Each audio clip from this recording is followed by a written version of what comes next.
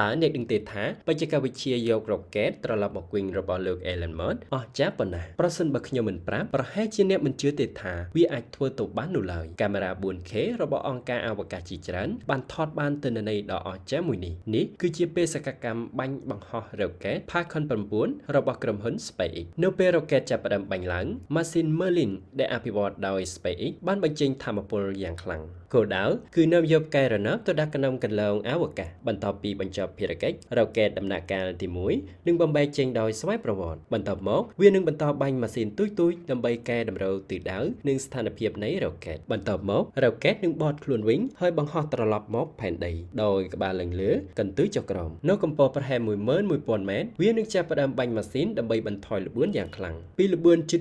12000 គីឡូម៉ែត្រក្នុង1ម៉ោងវាបន្ថយល្បឿនជាបន្តបន្ទាប់គួរឲ្យភ្ញាក់ផ្អើលគឺរ៉ុកែតនេះត្រូវបានប្រើឡើងវិញរហូតដល់6ដងតម្លៃបាញ់បង្ហោះរ៉ុកែតមួយប្រហែល$50 លានប៉ុន្តែថ្លៃប្រេងឥន្ធនៈវិញអស់ត្រឹមតែ